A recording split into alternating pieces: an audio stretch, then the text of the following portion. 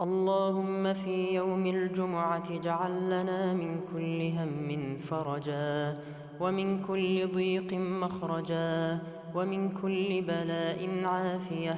اللهم اجعل هذا اليوم مباركا علينا، واجعل فيه رزقنا وصحتنا وسعادتنا ونجاحنا.